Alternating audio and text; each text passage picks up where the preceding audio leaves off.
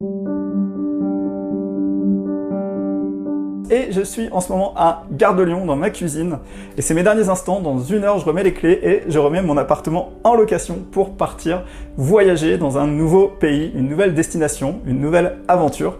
Et avant de vous parler de cette destination, je voudrais vous parler un petit peu de mon dernier voyage qui a été le voyage au Liban et qui a été un voyage extraordinaire. Je ne sais pas si vous avez vu les vidéos, mais je peux vous remettre un lien ici pour aller voir ma vidéo préférée du Liban et vous verrez que c'était vraiment une destination extraordinaire. J'ai adoré le Liban, c'est difficile à expliquer, il y a des voyages qui m'ont plu, il y a des voyages qui m'ont moins plu. On me demande souvent quelle est ta destination préférée, c'est toujours un petit peu délicat à dire parce que c'est difficile de comparer les pays, les cultures, les gens, les spécialités et à un moment donné, qu'est-ce qui nous correspond le plus, qu'est-ce qui nous plaît le plus, ça dépend aussi du moment, de l'instant et je pense que le Liban, les planètes se sont alignées et j'ai vécu un moment extraordinaire de voyage et si ça se trouve, vous allez regarder mes vidéos, vous allez vous dire « Ah, j'ai envie d'y aller », vous allez y aller et vous n'allez pas aimer. Donc c'est toujours très compliqué quand on me demande quel a été ton voyage préféré. Je sais jamais vraiment dire en fait parce que ça dépend des périodes, ça dépend de mon humeur, ça dépend de plein de choses. Mais en tout cas, je sais que le Liban est un voyage qui m'aura personnellement marqué. Voilà. Avant de vous parler de la prochaine destination, je vais vous parler déjà des moyens utilisés pour voyager. Vous savez, il y a 2 ans, j'ai tout quitté pour parcourir le monde et quand je voyage comme ça, j'ai avec moi une valise cabine qui est une valise qui fait 50 litres.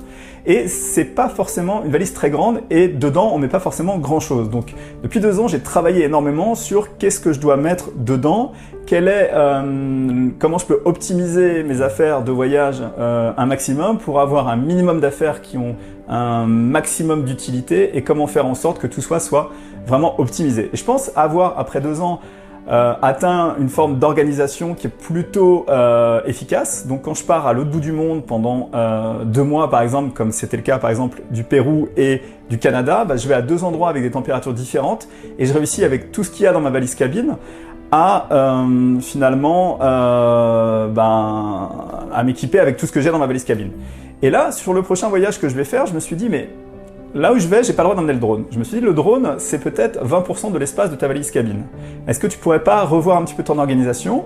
Je me suis rendu compte aussi qu'en général, je partais avec 6-7 t-shirts, je partais avec un petit peu plus d'équipement et de matériel, et je me suis dit, est-ce que je peux pas vraiment optimiser au maximum de façon à ce que tout rentre dans un espace moins important que 45-50 litres. Et donc, j'ai acheté entre-temps un sac à dos de la marque Peak Design et je me suis dit, ce sac à dos, il fait de 12 à 20 litres. Est-ce que tu n'es pas capable de partir 1 mois en voyage avec ce sac à dos?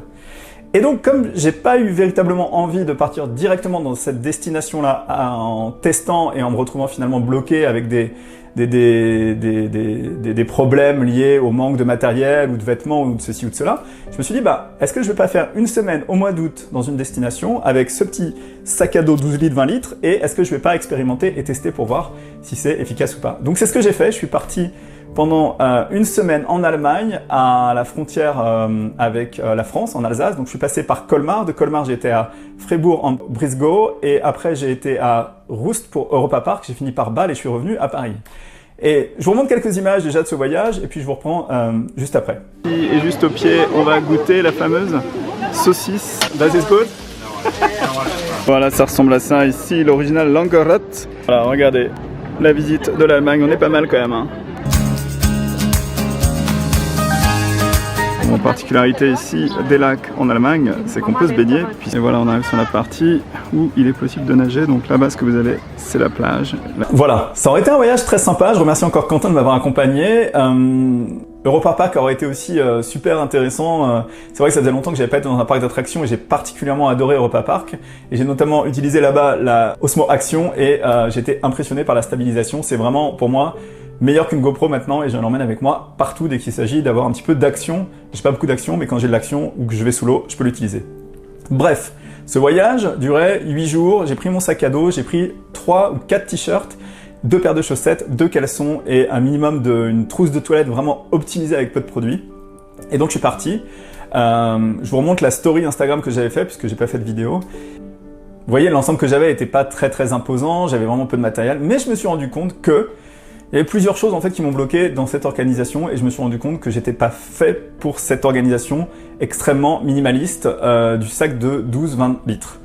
Première chose, je me suis rendu compte qu'en voyage, depuis 2 ans, je vois beaucoup de gens qui sont des backpackers, qui ont des sacs sur le dos et qui portent leur sac pendant des heures. Et moi, je suis pas fait pour porter mon sac à dos. Moi, j'ai besoin de faire rouler quelque chose sur le sol. Ma valise à roulettes, depuis 2 ans, j'ai expérimenté. J'ai été dans des endroits même où le terrain était pas très pratique et tout, mais j'ai toujours utilisé cette valise et je trouve ça extrêmement pratique. Je reviendrai pas sur un sac à dos sauf si je fais de la randonnée en montagne, mais je trouve que pour les milieux urbains ou les voyages qu'on peut faire dans 80% des cas, 90% des cas, la valise cabine est extrêmement appropriée. Autre chose que je me suis rendu compte, c'est que la valise cabine, je l'utilise aussi quand je suis dans un hôtel ou un Airbnb pour enfermer mes affaires et les verrouiller. Je vous avais fait une vidéo sur les conseils quand vous êtes à l'hôtel. Je vous la remets ici si vous voulez aller la voir. Mais c'est un des avantages aussi, c'est de pouvoir sécuriser son matériel quand on est en dehors de l'hôtel. Les autres inconvénients du sac à dos, c'est qu'en général, quand je vais quelque part, ce que je fais, c'est que je pose ma valise cabine, je prends mon sac à dos, puisque j'ai toujours avec moi un sac à dos, et je laisse une partie des affaires donc dans l'hôtel que je verrouille. Mais là, finalement, comme j'ai qu'un sac à dos, je suis obligé de tout le temps quasiment emmener mon matériel, ou alors laisser par exemple l'ordinateur ou des affaires de valeur quelque part dans l'endroit que je loue, et j'ai pas toujours confiance. Donc ça, c'est aussi un des problèmes. Et finalement, le fait d'avoir un petit sac comme ça, on est plein de contraintes liées à l'espace, c'est-à-dire que quand on va quelque part, si on veut par exemple, avec Quentin, on avait acheté de la nourriture, on allait après finalement de l'Allemagne à la Suisse, moi je voulais prendre la nourriture avec moi, mais bam, bloqué parce que mon sac trop petit.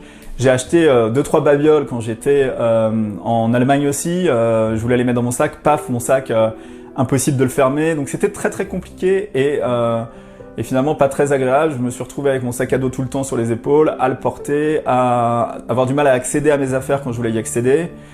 Bref, pas idéal, et je me suis dit, ce mode de voyage extra minimaliste, il est pas fait pour moi. J'aime le minimalisme, j'aime qu'il y ait un maximum de choses qui rentrent dans un minimum d'espace, mais je pense que 50 litres, c'est le minimum que vous avez besoin d'avoir pour voyager. En tout cas, moi, c'est ce que j'ai expérimenté lors de mon voyage. Donc, c'était cette parenthèse-là sur l'idée que j'ai acheté un nouveau sac à dos de la marque Peak Design qui est extraordinaire pour emmener avec soi tous les jours. D'ailleurs, c'est le nom de ce sac à dos, il s'appelle le Everyday Backpack 12 litres.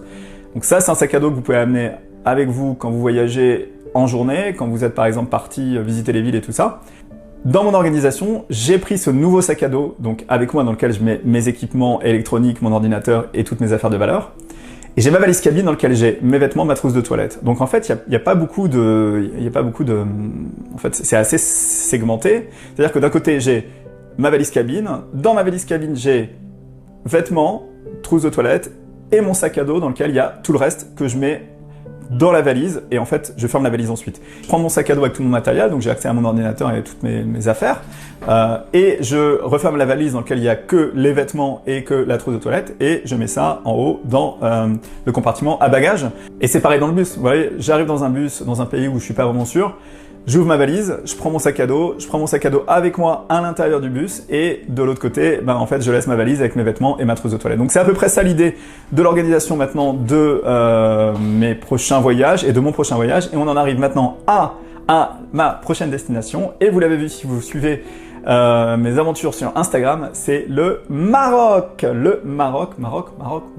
Alors, le Maroc, j'y vais combien de temps? Eh bien, le Maroc, j'y vais, je ne sais pas combien de temps, parce que je n'ai réservé qu'un aller simple. Donc, je fais Paris-Malaga pour aller rejoindre une amie, donc ça n'a rien à voir avec ce voyage-là. Je vais passer 3 jours, 4 jours à Malaga, et une fois que j'ai fini Malaga, je prends un bateau qui va m'amener donc de l'Espagne vers Tanger. Et c'est là où commence mon voyage au Maroc, à Tanger. Et de Tanger ensuite, abonnez-vous à mon compte Instagram parce que ça va être assez interactif. J'ai plusieurs itinéraires en tête. Le principal, je vous le montre maintenant pour que vous voyez. Donc ça va être de commencer par Tanger comme je viens de vous l'expliquer. Et ensuite, de Tanger, je vais descendre tout du long.